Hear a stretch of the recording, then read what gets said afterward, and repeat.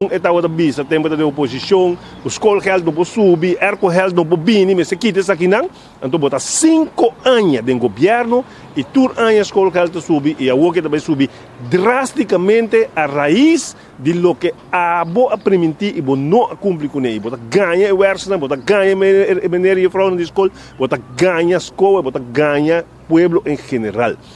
Para mim dar pouquinho mais de detalhes, na 2013 gabinete Mike Eyman haya for de sindicato de diálogo sentar na mesa com o governo de governo da gana menos com minimum loan 2013 e de diálogo a decidir nós também direita o salário de governo de governo, é decir, é um ambtenaar e, consequentemente, essa aqui sindicato na pedi também para isso não nota ambtenaar que cai para a escola.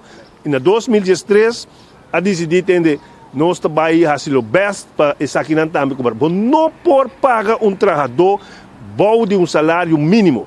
E, consequentemente, em 2015, o governo de AVP a decidir que a escola, nós também direita, a situação de governo não se cobra, em todo caso, mais que o salário mínimo, em todo caso, cerca de lo que o governo de governo está cobra. E o tempo aí, a vista nós começamos a caminhar projeto caminha, nós começamos a pagar e a lei me agora cambiar para assim aí não porta reglar de lei. Quem está cambiando a lei, senhores na Aruba? Parlamento de Aruba está cambiando a lei. So ayer me por atender o senhor Rudy Lampa da Bisa, não, pero essa aqui está contra a lei. Vou cambiar a lei.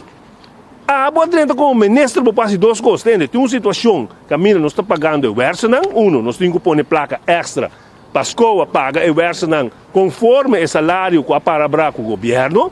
E 2, me está bem parlamento para cambiar a lei. Nós temos 5 anos dessa aqui. É mentira não de Evelyn, que também cambia a lei.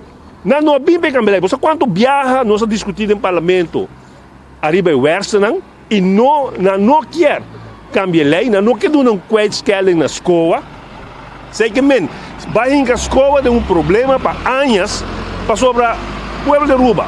Escola não está uma companhia que está ganhando placa, que o povo tem que corta aqui, e me está entrada aqui. É a única entrada que não tem, está a entrada de subsídio do governo.